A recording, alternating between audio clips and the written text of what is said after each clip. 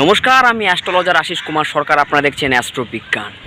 লগ্ন কুণ্ডলী কী করে বিচার করবেন, নিজের শুভ সময় কখন আসবে, অশুভ সময় কখন আসবে, ঠিক আছে, নিজেদের গোল্ডেন টাইম কখন আসবে, সমস্ত কিছু কীভাবে জানবেন, ঠিক আছে।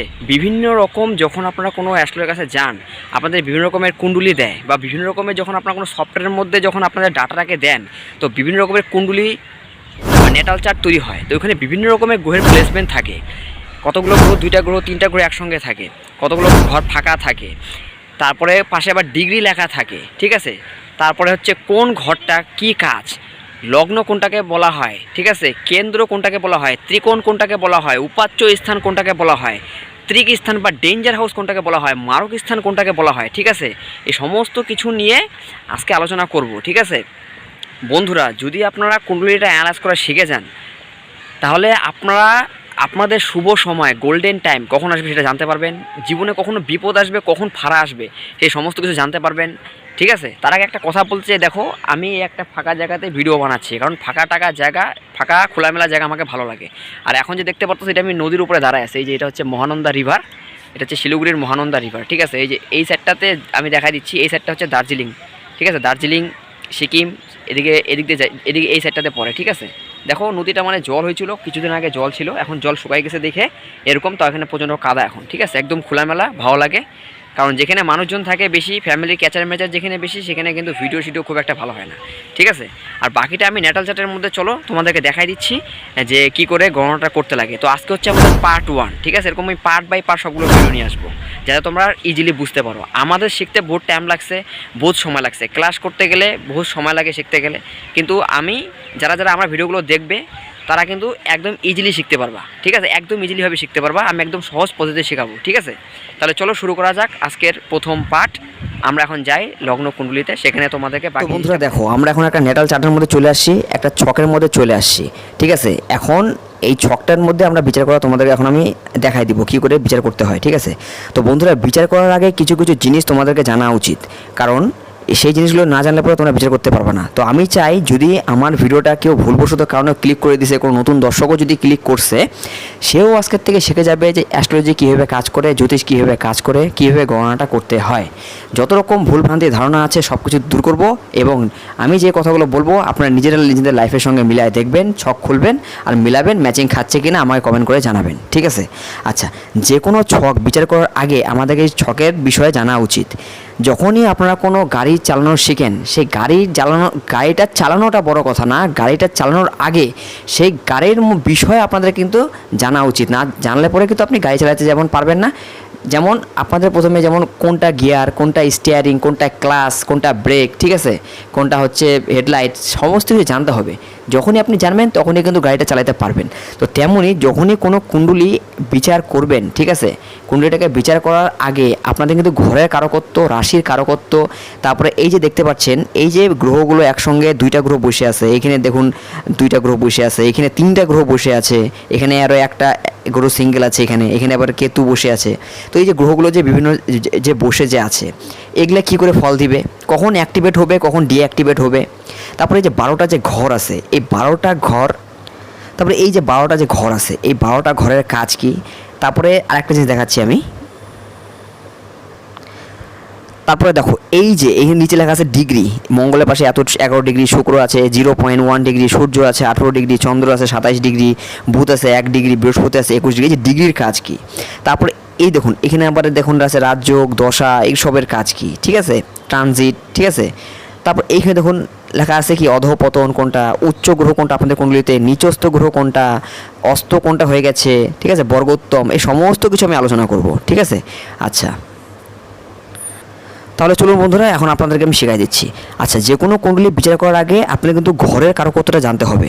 তো সর্বপ্রথম যেমন এখন যদি হাউজের কথা বলি, হাউজের মধ্যে কেন্দ্র হাউজ হয়, ত্রিকোণ হাউজ হয়, ঠিক আছে, উপাচ্য হাউজ হয়, ডেঞ্জার হাউজ হয়, যেটা হচ্ছে ত্রিক স্থান এটাকে বলা হয়, আর একটা মারক স্থান হয়, ঠিক আছে। আচ্ছা, সর্বপ্রথম চলুন আলোচনা করি এখন কেন্দ্র হাউস কোনটাকে বলা হয়, ঠিক আছে। তো কেন্দ্রের হাউস দেখুন, লগ্ন কুণ্ডলীর মধ্যে, লগ্ন কুণ্ডলী যেটাই আপনাদের লগ্ন হোক, আমি উদাহরণের জন্য দিচ্ছি, যেমন এটা হচ্ছে এই যে কুণ্ডলিটা যে আছে এই স্টাইলটাকে বলা হয়, এটাকে বলা হয় আপনার ইস্ট ইন্ডিয়ান কুণ্ডলি। কুণ্ডলি কিন্তু 3 রকম হয়, একটা ইস্ট ইন্ডিয়ান, একটা হচ্ছে নর্থ ইন্ডিয়ান, একটা হচ্ছে সাউথ ইন্ডিয়ান, ঠিক আছে। আচ্ছা, তো এটা হচ্ছে ইস্ট ইন্ডিয়ান। ইস্ট ইন্ডিয়ানের মধ্যে মনে করুন লগ্ন, প্রথম হচ্ছে কেন্দ্রীয় হাউসটা আমাদেরকে জানতে হবে, ঠিক আছে। আর তার আগে বলি, এই যে ল যে লেখা আছে না, ল, এই যে ল যে লেখা আছে, লটা মানে হচ্ছে লগ্ন। এই লগ্নটা যদি এইখানে যদি ল লেখা থাকতো তাহলে এটা মেষ লগ্নের হইতো, যেহেতু এইখানে ল লেখা আছে এই জন্য এটা হচ্ছে কিন্তু আপনার বৃষ লগ্নের কুণ্ডলী, ঠিক আছে। যদি এখানে লেখা থাকতো তাহলে এটা হচ্ছে মিথুন লগ্নের কুণ্ডলী হইতো, ঠিক আছে। আশা করি এটা বুঝতে পারলেন। আচ্ছা, চলুন তাহলে এইবার আমরা দেখে নিই যে আপনার কেন্দ্র হাউস কোনটাকে বলা হয়, ঠিক আছে। যে কোনো কুণ্ডলী বিচার করার আগে কিন্তু আপনাদের ঘরের এই হাউসের কারকতাটা জানতে হবে, কারণ কেন্দ্র হাউসগুলো হচ্ছে শুভ স্থান। এখানে কেন্দ্র হাউসের মধ্যে প্রতিটা কেন্দ্রের হাউস কিন্তু শুভ হয়, ঠিক আছে। কেন্দ্র ত্রিকোণ এরা কিন্তু সর্বদা শুভ থাকে। আচ্ছা, তো কেন্দ্রের হাউস দেখো, যেমন এই যে প্রথম হাউস, লগ্নের মধ্যে যেটা হাউস থাকবে এটাকে বলা হয় কেন্দ্র, ঠিক আছে। তারপরে হচ্ছে চতুর্থ কোনটা আমি দেখাচ্ছি, যেমন এইটা হলো কেন্দ্র, 4 নম্বর। গুনুন কেমন করে হইলো আমি দেখাই দিচ্ছি। এই যে এখান থেকে গুনবেন, যেমন এইটা হচ্ছে 1 নম্বর, লগ্নটাকে 1 ধরা হয়, আর গুণাটা এই পেজ থেকে ঘুরবে, এই পেজে কিন্তু যাবেন না, ঠিক আছে। এই পেজ থেকে শুধু রাহু কেতু ঘুরে, আর যত গ্রহ আছে সব এইভাবে ঘুরে, ওরা অ্যান্টি ক্লকওয়াইজ ঘুরে আর এটা ক্লকওয়াইজ ঘুরে, ঠিক আছে। আচ্ছা, যেমন এইটা প্রথম হাউস, এটা দ্বিতীয়, এটা তৃতীয়, এটা হলো চতুর্থ হাউস, তো এটাও একটা শুভ স্থান, কেন্দ্র বলা হয়। আচ্ছা, এরপরে এটা হলো কেন্দ্রের হাউস, এটা হচ্ছে আপনার সপ্তম স্থান, এটাকে কেন্দ্র বলা হয়। আর এইটা হলো কেন্দ্রের হাউস, এটাকে দশম স্থান বলা হয়। 1, 4, 7, 10 এগুলাকে বলা হয় কেন্দ্রের হাউস। আশা করি তাহলে কেন্দ্রটা বুঝতে পারলেন। আচ্ছা, ত্রিকোণ স্থান কোনটাকে বলা হয়, তাহলে চলুন এটাও দেখে নিই। ত্রিকোণ স্থান, ঠিক আছে। ত্রিকোণ স্থান বন্ধুরা আমি দেখা দিচ্ছি। তো ত্রিকোণ, এই যে লগ্নটা যে বললাম, এই লগ্নটা হচ্ছে এটাকে কেন্দ্র ধরা হয় এবং ত্রিকোণও ধরা হয়, ঠিক আছে। আচ্ছা, লগ্নটাকে কেন্দ্র ধরা হয়, ত্রিকোণও ধরা হয়। তারপরে হচ্ছে আপনার এই যে পঞ্চম এইটাকে ধরা হয় ত্রিকোণ, ঠিক আছে।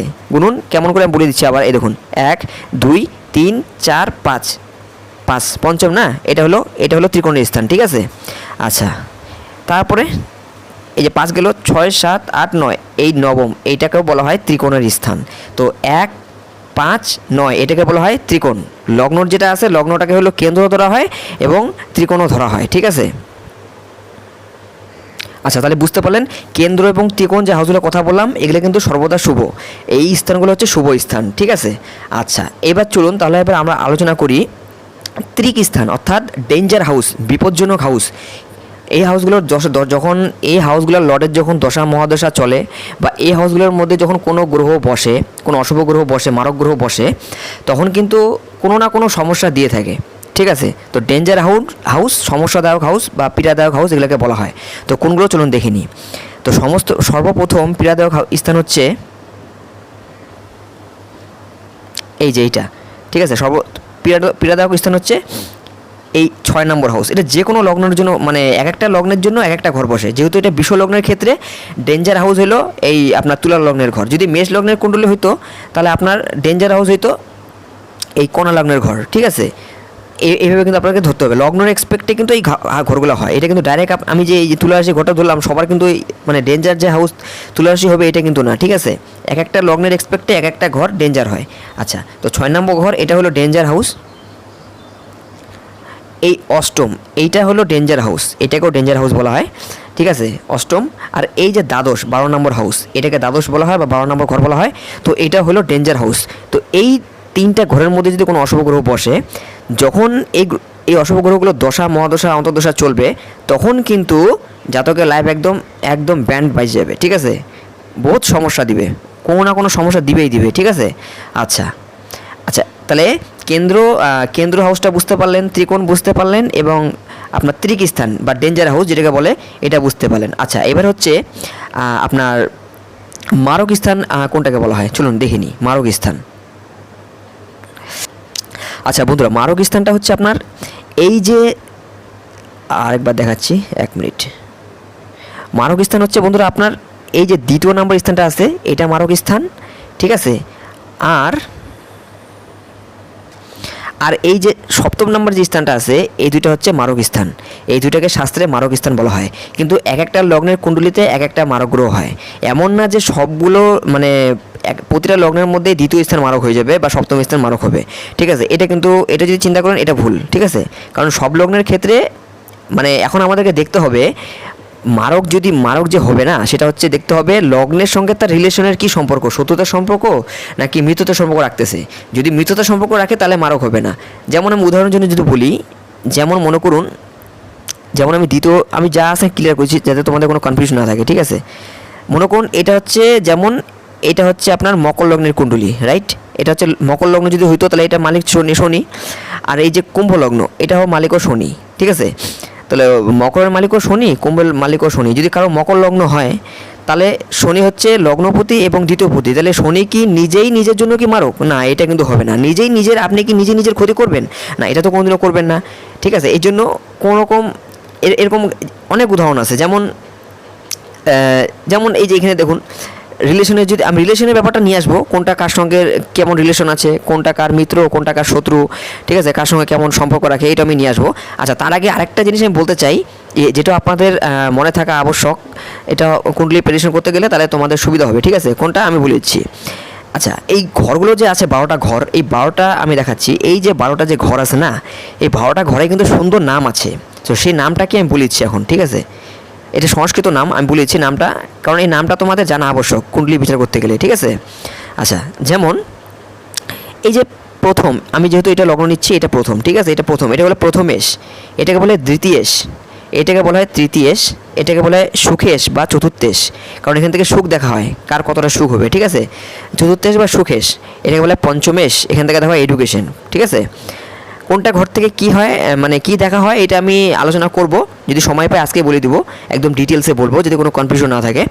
আচ্ছা, এটা হলো আপনার পঞ্চমেশ বা পঞ্চমেশ গেল, এটাকে বলে ষষ্ঠেশ, এটাকে বলে সপ্তমেশ, এটাকে বলা হয় অষ্টমেশ, এটাকে বলে নবমেশ, এটাকে বলা হয় দশমেশ বা কর্মেশ, এটাকে বলে একাদশেশ, ঠিক আছে। এটাকে বলে দ্বাদশেশ বা এটাকে বলা হয় 12 নম্বর স্থান বা দ্বাদশ স্থান বলা হয়।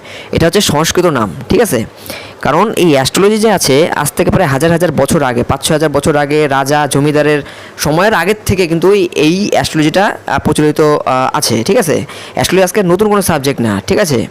আচ্ছা, এমনও মানুষ দেখবেন যারা অ্যাস্ট্রোলজি মানেন না, অ্যাস্ট্রোলজি বিশ্বাস করেন না, আবার তারাই দেখবেন ভালো রাশি দেখার জন্য, কোনো একটা নাম লেখার জন্য, তারা আবার দেখবেন যে কোনো শুভ অনুষ্ঠান করার জন্য, অন্নপ্রাশন হোক, বিয়ে হোক, যেটাই হোক না কেন, তারা দেখবেন কোনো না কোনো পঞ্জিকার হেল্প নিয়ে থাকে, ঠিক আছে, বা কোনো শাস্ত্রজ্ঞের হেল্প নিয়ে থাকে, ঠিক আছে। তো পঞ্জিকাটা কে বানাইছে? এটা তো কোনো অ্যাস্ট্রোলজি বানাইছে না।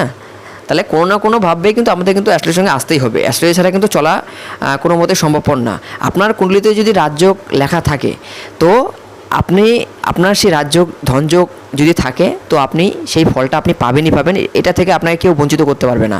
আর আপনার কুণ্ডলিতে যদি কোনো রাজযোগ লেখা না থাকে, ধনযোগ লেখা, কোটিপতি আরবপতি হওয়ার যোগ না লেখা থাকে, বা 24 ঘন্টার জায়গায়, ঠিক আছে, 24 ঘন্টার জায়গায় যদি আপনি 24 ঘন্টাও ডিউটি করেন তাও কোনো হইতে পারবেন না, ঠিক আছে। হ্যাঁ, এখন এই ছক অনুযায়ী কিছুটা আপনার যে শুভত্ব যে আছে, আমি বলতেছি না যে অ্যাস্ট্রোলজি একদম সব কিছু হয়ে যায়, সব কিছু হলে পরে তো সবাই তাহলে কোটিপতি হয়ে যেত, তাই না। হ্যাঁ, কিছুটা বাড়ানো যায়, যদি আপনার শুভত্ব থাকে শুভত্বটা কিছুটা বাড়ানো যায়, যদি কোনো অশুভত্ব থাকে, ভাড়া থাকে, সেটা আপনি জানতে পারবেন এবং সেখান থেকে রেমেডিস নিয়ে আপনি সেই সমস্যা থেকে কিন্তু বাঁচতে পারবেন, ঠিক আছে। যেমন মনে করুন এখন মনে করুন বর্ষাকাল, তো এখন যদি আপনি ডাইরেক্ট বৃষ্টির মধ্যে যান তাহলে কিন্তু আপনি ভিজে যাবেন কি না। তো আপনি যদি একটা ছাতা মাথার মধ্যে ধরেন তাহলে কিন্তু আপনি প্রোটেকশন থাকতেছে, ভিজবেন না। তেমন শীতকালে যখন ঠান্ডার মধ্যে আপনি কাঁপতেছেন, ঠিক আছে, প্রচণ্ড ঠান্ডার মধ্যে আমরা কাঁপি, তাই না। তো তখন যদি আমরা জ্যাকেট পরি, সোয়েটার পরি, ঠিক আছে, বা কোনো শোয়ার সময় লেপ টেপ গায়ে দিয়ে শুই, তাহলে কিন্তু আমরা প্রোটেকশন পাই, বাঁচি, অনেকটা কন্ট্রোল হয়ে যায়। তো এমনই হলো অ্যাস্ট্রোলজিটা, আপনাকে যখন কোনো বিপদ আসবে তখন কিছুটা গার্ড দেওয়া যায়, আর যখন কিছু ভালো সময় আসবে তখন কিছুটা বাড়ানো যায় সেই সময়টাকে, ঠিক আছে। মনে করুন কারো এখন অ্যাক্সিডেন্ট যোগ আছে বা ফাড়া আছে, ঠিক আছে, তো তাকে যদি এমন কোনো জায়গায় নিয়ে যাওয়া যায়, যখন আপনারা জানতে পারবেন, এমন কোনো গ্রামের দিকে নিয়ে যাওয়া যেখানে যানবাহন থাকবে না, কোনো থাকবে না, যতক্ষণ পর্যন্ত সেই দশাটা চলবে, তখন কিন্তু আপনারা সেই সমস্যাতে কিন্তু বাঁচতে পারবেন, ঠিক আছে। আর গ্রহের দশা, গ্রহের ফেরে কে না পড়ছে, সেই মহাভারতের কথা, পঞ্চপাণ্ডবদের কথা তো আপনার মনেই আছে। স্বয়ং রামচন্দ্র, অযোধ্যার যে রাজা, যে রাজকুমার ছিল, দশরথ পুত্র রাম, ঠিক আছে। তো দেখো মানুষের জীবনে গ্রহের প্রভাব কেমনভাবে পড়ে আমি সেটা বলে দিচ্ছি, প্রতিটা মানুষের জীবনেই পড়ে, ঠিক আছে। তো দেখো 14 বছর বনবাস করতে হয়েছিল এই গ্রহের ফের পড়েই, গ্রহের ফেরের মধ্যে পড়েই, ঠিক আছে। আচ্ছা, আরও আমি দেখাচ্ছি, তো সেসব কাহিনীর দিকে যাচ্ছি না, আমি যেটা মেন বিষয় ঘরগুলোর কারকত্ব তোমাদের বলে দেওয়ার, সেটাই আমি বলার চেষ্টা করতেছি, ঠিক আছে। আচ্ছা আচ্ছা বন্ধুরা, এবার হচ্ছে উপাচ্য হাউস কোনটাকে বলে, উপাচ্য হাউস। তো বন্ধুরা উপাচ্য হাউস বলা হয় আপনার, আমি দেখা দিচ্ছি কোনটাকে বলা হয় উপাচ্য হাউস। এই যে হাউসটা দেখতে পাচ্ছ, এই যে বন্ধুরা দেখতে পাচ্ছ, এই যে 3 নম্বর, এই 3 নম্বর হাউসটা, এক মিনিট আমি দেখাচ্ছি। এই 3 নম্বর হাউসটা যে আছে, 3 নম্বর, তারপর হচ্ছে এই 6 নম্বর, এটা যে কোনো প্রতিটা লগ্নের ক্ষেত্রে বন্ধুরা, এমন না যে কর্কট লগ্নেই সবগুলো উপাচ্য হবে এটা না, বা তুলা লগ্নেই মানে তুলা রাশির ঘরে যে সম্পূর্ণটা উপাচ্য হবে এটা না, লগ্নের এক্সপেক্টে, লগ্নের থেকে সোজা কথা যদি বলি, লগ্নের থেকে 3 নম্বর হাউস, 6 নম্বর হাউস, ঠিক আছে, 3, 6, এবার হচ্ছে আপনার এই 10 নম্বর হাউস, আর হচ্ছে আপনার এই 11 নম্বর হাউস, এইটাকে বলা হয় উপাচ্য হাউস, ঠিক আছে, উপাচ্য স্থান বলা হয়। আরেকটা হাউসের নাম হচ্ছে ত্রিসাদ-দেয়া হাউস, ঠিক আছে, ত্রিসাদ-দেয়া হাউস, চলুন ওইটা আমি বলে দিচ্ছি কোনটা। তো বন্ধুরা ত্রিসাদ-দেয়া হাউস হচ্ছে আপনার এই 3rd নম্বর হাউসটা ত্রিসাদ-দেয়া হাউস, ঠিক আছে। তারপরে আপনার এই 6 নম্বর হাউসটা ত্রিসাদ-দেয়া হাউস, ঠিক আছে। আর হচ্ছে আপনার এই 11 নম্বর আর্নিং হাউস, এই 3টাকে বলা হয় ত্রিসাদ-দেয়া হাউস, ঠিক আছে। আচ্ছা, তাহলে বুঝতে পারলেন এই হাউসগুলো, আমি যে যতগুলো হাউসের কথা বললাম এগুলো কিন্তু আপনারা আশা করি বুঝতে পারলেন, কোনো কমতি হওয়ার কোনো কথা না, আমি যেভাবে ডিটেলসে আপনাদেরকে বোঝাচ্ছি।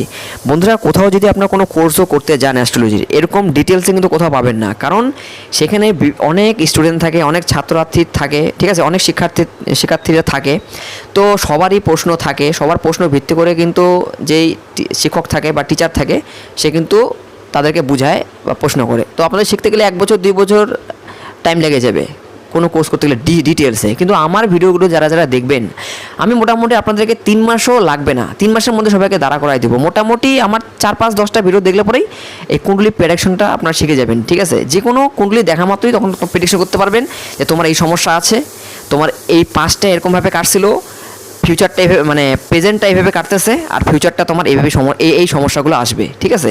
আচ্ছা, আর রেমেডিসের দ্বারা কিন্তু এই সমস্যাগুলোকে দূর করা যায়, ঠিক আছে। আচ্ছা, আর অনেক সমস্যা আছে, যেমন এটা যদি যখন শিখে যাবেন তখন আপনারা জানতে পারবেন কোনো কাগজপত্র দিলে, কোথাও চেক দিলে সেটা ফাঁসে যাওয়ার চান্স যে থাকে, কখন ফাঁসবে, ঠিক আছে, কখন বিপদ আসার চান্স আছে, কখন আপনার সঙ্গে চিটিং হওয়ার চান্স আছে, ঠিক আছে। আরও বিভিন্ন রকমের ব্যাপার আছে, আমি সব কিছুই আমি বলতেছি ভিডিওর মধ্যে, ঠিক আছে। আচ্ছা আচ্ছা, এইখানে কিছু খারাপ দোষ আছে, আমি দোষগুলো একটু বলে দিচ্ছি, কী দোষ আছে আমি দেখা দিচ্ছি, ঠিক আছে। যেমন দেখুন, মনে করুন যেমন এই লগ্নের মধ্যে শনি আর চন্দ্র 20 যোগ করে বসে আছে, 2 নম্বর স্থানে রাহু আর বৃহস্পতি হলো গুরুচণ্ডাল দোষ করে বসে আছে। এখানে এই তুলা রাশির ঘরে দেখুন শুক্র এবং সূর্য কিন্তু দারিদ্র্য যোগ করে বসে আছে, হ্যাঁ, দারিদ্র্য যোগ করে বসে আছে, কিন্তু শুক্র আবার স্বক্ষেত্রে আছে, ঠিক আছে। আচ্ছা, এখানে দেখুন মঙ্গল কিন্তু উচ্চস্থ আছে, ঠিক আছে। আচ্ছা, কোন গ্রহটা উচ্চস্থ, কোন গ্রহটা নিচস্থ, ঠিক আছে, এটা কি করে বুঝবেন, যে কোনো চিহ্ন দেখলাম সেটা তোমাদেরকে বলে দিচ্ছি, ঠিক আছে। এটাকে বোঝার জন্য বন্ধুরা আমি দেখা দিচ্ছি, 1 মিনিট। এই যে 4টা ফলো করুন, এই যে দেখুন, এইখানে দেখুন উচ্চ গ্রহ, ঠিক আছে, যে গ্রহটা দেখুন এই চিহ্ন, অ্যারো চিহ্নটা থাকবে, এই যে অ্যারো চিহ্নটা দেখতে পাচ্ছ উপরে তীরের মতন, এটা মানে হচ্ছে উচ্চস্থ। আর এই যে দেখতে পাচ্ছ একটা অ্যারো চিহ্ন এখানে কোণার মধ্যে নিচ লেখা আছে তার উপরে ছোট্ট, এটা মানে কোনো গ্রহ পাশে যদি এরকম অ্যারো চিহ্ন থাকে তাহলে ভাববা যে সেই গ্রহটা হলো নিচস্থ আছে, ঠিক আছে। কোনো গ্রহ যদি অস্ত হয়ে যায় সূর্যের সঙ্গে তাহলে দেখবা এই যে এরকম চিহ্ন থাকবে, এই যে এরকম চিহ্ন থাকবে, এটা হলো অস্ত। আর যেগুলো গ্রহ হচ্ছে বকরি গ্রহ বা অধঃপতন, এটা এরকম স্টারের মতন চিহ্ন থাকবে, এগুলো হচ্ছে রেট্রোগ্রেড চলে, অ্যান্টি ক্লকওয়াইজ চলে সবসময়, ঠিক আছে। বিশেষ করে রাহু আর কেতু সবসময় দেখবে এই চিহ্নটা থাকবে, কারণ আর হচ্ছে অ্যান্টি ক্লকওয়াইজ চলে, বকরি চলে। আর যে বাকি যে গ্রহগুলো আছে রাহু কেতুকে বাদ দিয়ে আর চন্দ্র সূর্যকে বাদ দিয়ে সব বাকি যে 5টা গ্রহ আছে, সেই 5টা গ্রহ কিন্তু আপনার বকরিও চলে, মার্গীও চলে, ঠিক আছে। আচ্ছা, তারপরে দেখুন এই যে ডিগ্রি লেখা আছে, যেমন সূর্যের পাশে 18 ডিগ্রি, 18 ডিগ্রি থাকলে কেমন রেজাল্ট দেবে এগুলো আমি আলোচনা করব। চন্দ্রের পাশে 27 ডিগ্রি, বুধের পাশে 1 ডিগ্রি, বৃহস্পতির পাশে 21 ডিগ্রি, বিভিন্ন রকমের ডিগ্রি আছে, ঠিক আছে। তো ডিগ্রিগুলোর কাজ কি সেগুলো আমি বলবো, ঠিক আছে। আচ্ছা, এরপরে হচ্ছে এই যে দেখুন ন্যাটাল চার্টটা দেখলেন। আর এবারে দেখুন কোনো গ্রহ, মনে করুন এখানে যে 2টা গ্রহ, যখন আরেকটা জিনিস দেখাচ্ছি আমি, মনে করুন কোনো গ্রহ 2টা গ্রহ এখানে বসে আছে জুতি করে, এগুলোকে বলা হয় জুতি। যেমন এখানে শনি আর চন্দ্র আপনার এখানে 20 দোষ করে বসে আছে, 20 যোগ করে বসে আছে, এটাকে বলে জুতি। এখানে রাহু আর বৃহস্পতি গুরুচন্ডাল দোষ করে বসে আছে, এটাকে বলা হয় একটা জুতি। এখানে হলো 3টা গ্রহের জুতি, ঠিক আছে। এরকম 4টা 5টা গ্রহের জুতিও থাকতে পারে। যেমন এগুলো আবার হচ্ছে সিঙ্গেল গ্রহ, ঠিক আছে, সিঙ্গেল ভাবে বসে আছে।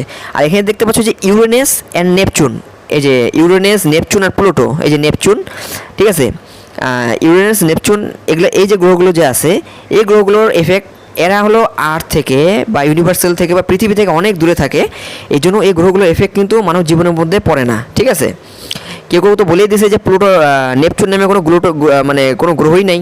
আর বৈজ্ঞানিকরা এখন এগুলোর মধ্যে রিসার্চ চালাচ্ছে, ঠিক আছে।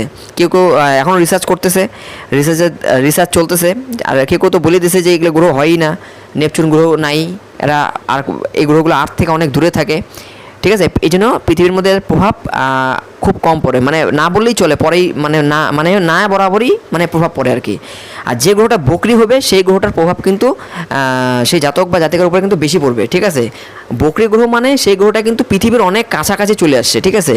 পৃথিবীর একদম আর্থের অনেক কাছাকাছি চলে আসছে, সেই গ্রহটার এফেক্ট সব থেকে বেশি পড়ে মানব জাতির উপরে, ঠিক আছে। এটা কথা মাথার মধ্যে একদম মনে রাখবেন, ঠিক আছে।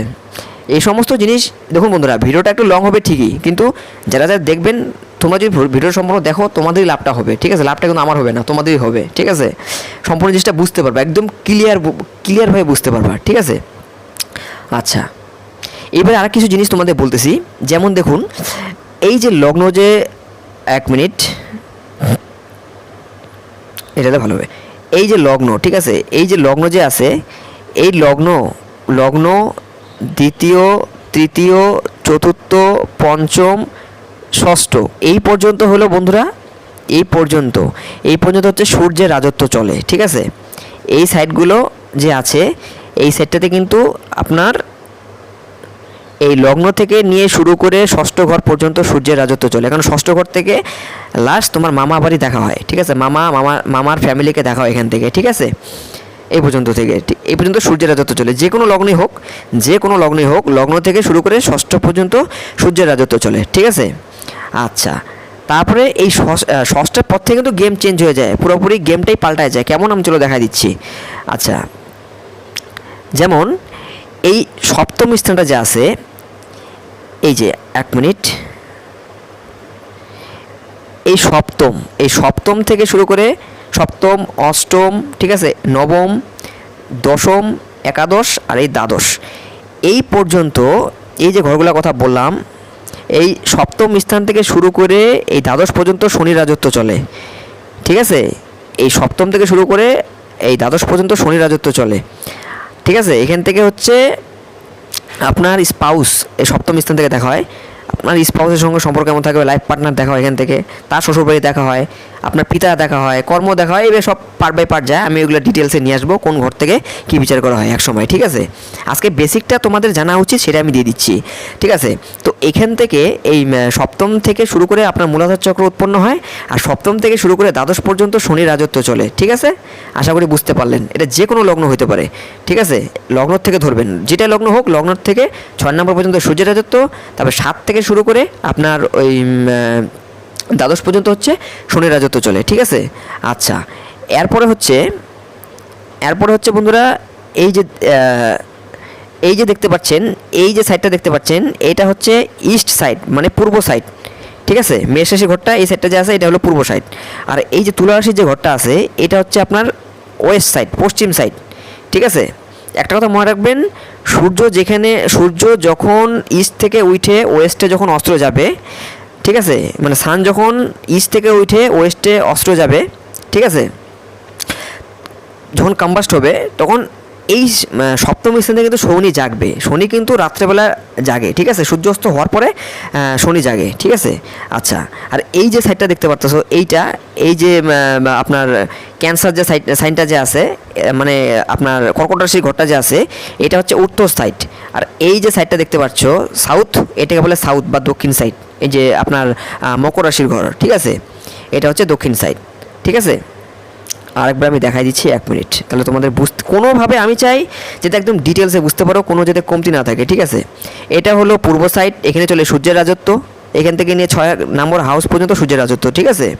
আচ্ছা, আর এই যে এটা হলো শনির সাইড, এটা হচ্ছে শনির রাজত্ব চলে এই সাইডে, আর এখান থেকে শুরু করে দ্বাদশ পর্যন্ত শনির রাজত্ব চলে, ঠিক আছে। আর এখান থেকে চলে হচ্ছে আপনার এইটা যে হাউসটা দেখতে পাচ্ছ, এটা হচ্ছে আপনার চন্দ্রের সাইড, মুনের সাইড এটা, ঠিক আছে। আর এটা হচ্ছে আপনার এই যে দক্ষিণ সাইডটা দেখতে পাচ্ছ, এটা হলো আপনার মঙ্গলের সাইড, এখানে মঙ্গলের রাজত্ব চলে, ঠিক আছে। আচ্ছা, মানে এখানে ডাইরেকশনাল স্ট্রেংথ থাকে, এটাকে বলা হয় ডাইরেকশনাল স্ট্রেংথ। আমি নিয়ে আসবো ডাইরেকশনাল স্ট্রেংথ কোনটাকে বলে, ঠিক আছে। এইভাবে দেখতে হয় আর কি, এগুলো ডাইরেকশনাল স্ট্রেংথ পায়, শনি সপ্তমে ডাইরেকশনাল স্ট্রেংথ পায়, ঠিক আছে। আচ্ছা,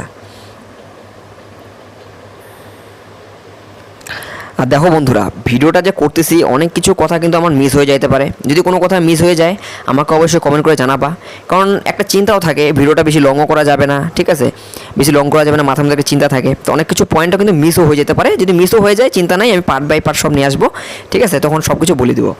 আচ্ছা, তার আগে আরেকটা কথা বলতে চাই, এই যে ইউনিভার্সালটা যে আছে, টোটাল যে বিশ্ব ব্রহ্মাণ্ডটা যে আছে, বা টোটাল যে ঘরটা যে আছে, ন্যাটাল চার্টটা যে আছে, এটাকে বন্ধুরা, এটাকে টোটাল সার্কেলটাকে ধরতে হবে আপনার 360 ডিগ্রি। টোটাল বিশ্বব্রহ্মাণ্ডা স্পেসটা গ্যালাক্সিটাকে 360 ডিগ্রি ধরতে হবে। এই 360 ডিগ্রির মধ্যে কিন্তু সবগুলো গ্রহ মুভমেন্ট করে, ঠিক আছে।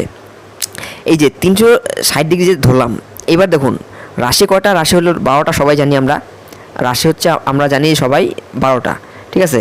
রাশি হচ্ছে 12টা হচ্ছে রাশি। লগ্ন কটা, লগ্ন হচ্ছে 12টা, ঠিক আছে, লগ্ন হচ্ছে আপনার 12টা, ঠিক আছে। তো রাশিও 12টা, লগ্নও 12টা।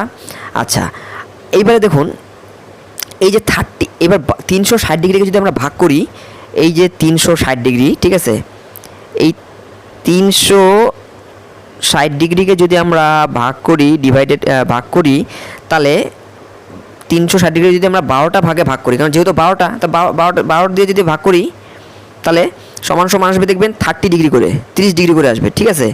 এই 30 ডিগ্রি যে আছে, এই 30 ডিগ্রি হলো প্রতিটা ঘর পায়, মানে প্রতিটা ঘরই 30 ডিগ্রি করে পায়, ঠিক আছে। যদি উদাহরণের জন্য আমি বলি, যেমন এই ঘরটাও 30 ডিগ্রি, এই ঘরটাও 30 ডিগ্রি, 30 30 30 30 30 30 30 30 30 30 সবগুলো 30। আর এখান থেকে শুরু করে, ঠিক আছে, এই যে দেখতে পাচ্ছ, এই যে যেমন এটা দেখতে পাচ্ছ, এই যেটা এইখান থেকে নিয়ে শুরু করে এটা এই পর্যন্ত হচ্ছে 180 ডিগ্রি। তো এখান থেকে 180 ডিগ্রি, বাকি 180 ডিগ্রি, 80 100 100 200 80 80 160 360 ডিগ্রি হলো না, 360 ডিগ্রি, এইভাবে 360 ডিগ্রি হয়, ঠিক আছে। এবারে প্রতিটা যে গ্রহ যে আছে, প্রতিটা গ্রহ কিন্তু এই ঘরটা কভার করতে, মানে 30 ডিগ্রি যখনই কভার করে তখন কিন্তু নেক্সট রাশিতে প্রবেশ করে, আবার এখানে 30 ডিগ্রি কভার করবে, আবার নেক্সট রাশিতে প্রবেশ করে, আবার এখানে 30 ডিগ্রি কভার করবে, আবার নেক্সট রাশিতে প্রবেশ করবে, আবার 30 ডিগ্রি এখান থেকে কভার করবে, নেক্সট রাশিতে প্রবেশ করবে। এবার এই প্রতিটা ঘরের মধ্যে কিন্তু নক্ষত্র থাকে, ঠিক আছে, কতগুলো ঘরের মধ্যে 2টা নক্ষত্র, 2.5টা নক্ষত্র, 3টা নক্ষত্র এইভাবে করে থাকে, ঠিক আছে। যেমন মেষ রাশি থেকে অশ্বিনী নক্ষত্র শুরু হয়, তো এই নক্ষত্রগুলো দিয়ে কিন্তু গ্রহগুলো পাস করে, ঠিক আছে, নক্ষত্রগুলো দিয়ে গ্রহ পাস করে। যেমন এই যে দেখতে পাচ্ছ এখানে আমি দেখাচ্ছি, যেমন এই যে লগ্ন যে আছে, এই লগ্নের মধ্যে শনি এই 30 ডিগ্রি কভার করতে শনি কিন্তু 2.5 বছর টাইম লাগে। শনি হচ্ছে একটা স্লো মুভিং প্ল্যানেট, ঠিক আছে, শনি হচ্ছে একটা স্লো মুভিং প্ল্যানেট। আর যাদের মধ্যে এই শনির প্রভাবটা বেশি পড়বে তারা কিন্তু যে কোনো কাজ খুব আস্তে আস্তে করে, আর বিশেষ করে শনির প্রভাব পড়লে তাদের তাদের যে গঠন হয় তারা কিন্তু লম্বা প্রকৃতির মানুষ হয়ে থাকে, ঠিক আছে। আচ্ছা, তেমনই এই যে যেমন চন্দ্র হচ্ছে এই 30 ডিগ্রি কভার করতে মাত্র 2.5 দিন টাইম লাগে। তো চন্দ্র হচ্ছে একটা ফাস্টেস্ট মুভিং প্ল্যানেট, ঠিক আছে। তেমনই বৃহস্পতির এই পুরো সার্কেলটা, মানে একটা ঘর কমপ্লিট করতে তার হচ্ছে আপনার 1 বছর টাইম লাগে। রাহুর হচ্ছে 1.5 বছর টাইম লাগে, ঠিক আছে। তেমনই এটা হচ্ছে আবার মঙ্গলের লাগে 45 দিন, কেতুরও লাগে হচ্ছে আপনার 1.5 বছর, শুক্রের লাগে 28 দিন, সূর্যের লাগে 1 মাস। আর একটা কথা মনে রাখবেন, এই যে এখানে যে আরেকটা জিনিস দেখাচ্ছি, 1 মিনিট। এক মিনিট, এই যে সূর্য যেখানে বসে সেখান থেকে সে জাতকের আত্মার বল দেখা হয়, কিন্তু এখানে সূর্য তখন নিচস্থ বসে আছে।